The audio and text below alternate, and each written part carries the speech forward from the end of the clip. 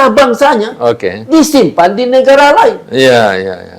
Sampai-sampai negara itu disebut pengekspor. Oh, pengekspor sumber daya alam. Orang yang nama siapa yang naik? Iya. Bukan nama bangsanya. Iya, iya. Sudah mencuri, sudah bohong. Iya.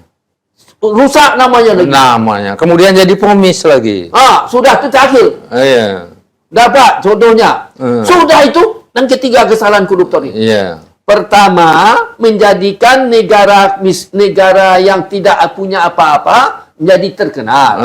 Iya. Negaranya sendiri yang punya harta tidak dikenal orang. Tidak dikenal orang. Iya.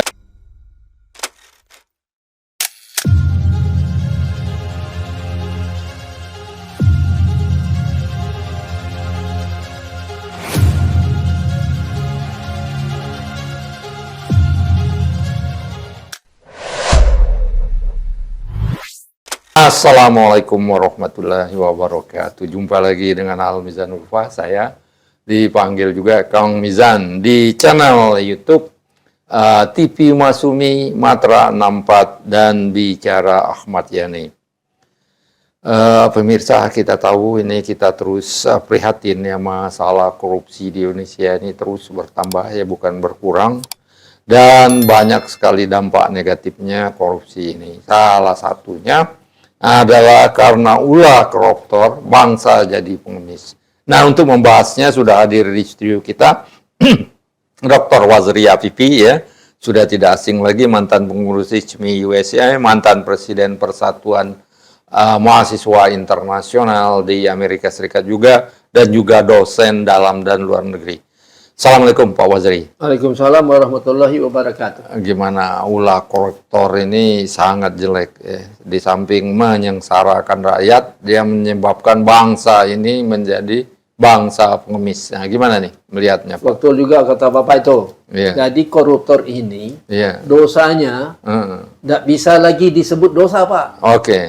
Iblis pun berdosa. Iblis dosa. Lebih tinggi dosa koruptor ini lagi. Koruptor lebih berdosa dari iblis. Ya, iblis. Kalau tahu tuh alamatnya iblis, yang koruptor ini, nanya dan iblis, bagaimana cara menghabiskan bangsaku? Itu, Pak. Jadi ini bahayanya begini.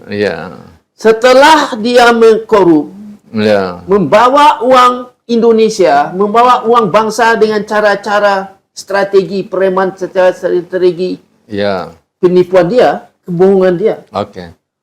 Kalau misalnya diambil barang bangsa kekayaan Indonesia ini, dengan cara-cara bohong, cara menipu, malangnya lagi, harta ini disimpan di negara lain. Banyak ya itu. Akibatnya apa, Pak? Negara lain itu menjadi kaya raya. Betul. Sampai berani, Pak, hasil alam, hasil yang dapat dari bumi Indonesia ini, terus dikirim oleh negara luar itu atas namanya.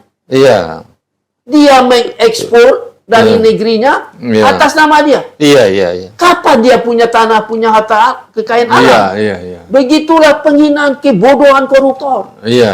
Bodohnya separuh mati. Mungkin kalau ada koruptor yang kurang bodohnya, Pak, diambil harta di sini, dibuat pabrik di sini, dipekerjakan bangsanya, tapi bodohnya kurang. Masih ada amalnya. Masih ada amalnya. Tapi koruptor yang kurang ajar ini, Pak, yang lebih bahaya dari setan. Iblis. Iblis. Diambil, dicuri dengan bohong harta Indonesia, bangsanya. Harta bangsanya disimpan di negara lain. Sampai-sampai negara itu disebut pengekspor. Pengekspor sumber daya alam. Orang yang nama siapa yang naik? Bukan nama bangsanya. Sudah mencuri, sudah bohong. Rusak namanya lagi. Kemudian jadi pengemis lagi. Sudah itu terakhir. Dapat contohnya. Sudah itu, dan ketiga kesalahan koruptor ini. Pertama, menjadikan negara yang tidak punya apa-apa menjadi terkenal. Negaranya sendiri yang punya harta tidak dikenal orang. Yang kedua, negara yang tempat dia menyimpan uang ini berani berlagak sombong. Yang disombongnya bukan orang lain. Disombongkan bangsanya sendiri. Bagaimana cara dia sombong? Bangsanya bermohon-mohon untuk menandatangani perjanjian ekstradisi. Terus negara yang tempat menyimpan uang tadi tidak mau. Kan sombong itu. Betul. Berapa salah koruptor? Udah 2. Udah 2. Yang ketiga ada lagi. Yang ketiga, setelah barang yang diambil dari kekayaan alam Indonesia ini, dibawa ke negeri kecil yang sombong ini, sudah itu bangsanya membeli. Membeli pasti harga yang lebih ditetapkan mahal oleh negara kecil tadi. Betul. Banyak Pak, bertara-tara. Yang keempat, 1, 2, tadi udah 3 Pak ya? Keempat dan kelima. Yang terakhir Pak, akibat yang sombong ini. Ulah koruptor. Benar kata Bapak. Ulah koruptor ini. Negara ini berani menjadi pengemis. Jadi pengemis. Kan itu yang kehidupan alam yang telah gagal. Suatu bangsa gagal, Pak, kalau dia pengemis. Itu bangsa yang gagal itu. Jadi pengemis apa, Pak, maksudnya itu? Pengemis ini contohnya begini. Kalau ada orang datang bawa uang, terus dielu-elukan. Dipuja-pujanya. Apaan puja-puja? Kalau dia mau kasih uang, diam-diamlah. Supaya jangan malu bangsa ini. Jangan dipuja-puja. Itu gen sama. Apa gen sama? Dimuliakan. Itu kan bukti pengemis. Pengemis ini Pak definisinya mudah aja. Kalau ada orang membawa uang, dia bersujud kepada orang itu namanya pengemis. Pengemis, betul. Yang bawa uang itu bangga pula. Ada orang bawa uang Pak, tapi dia diam-diam. Ini uang karena saya lihat Bapak ada program MBG. Pak, ini uang. Tapi jangan kasih tahu orang ya. Saya hanya sekadar beramal. Jangan sebut-sebut kepada dunia. Saya kasihan dengan bangsa Bapak. Itu tuh yang benar. Jadi nama bangsa terjamin. Kita masih dihormati sebagai penghuni sah bumi ini. Kan yang punya planet bumi ini sama orang. Betul. Sama anak Nabi, cucu-cucu Nabi Adam. Kita setara. Tidak ada black, tidak ada white. Tidak ada yellow. Tidak ada yellow. Tidak ada red. No yellow. No red. Same. Everybody same in the world. Itu Pak. Jadi oleh sebab itu, kenapa kita bersujud kepada orang pembawa uang? Karena kita tidak ada uang. Kenapa kita tidak ada uang? Ulah koruptor. Uangnya dibawa lari keluar. Dibawa lari keluar.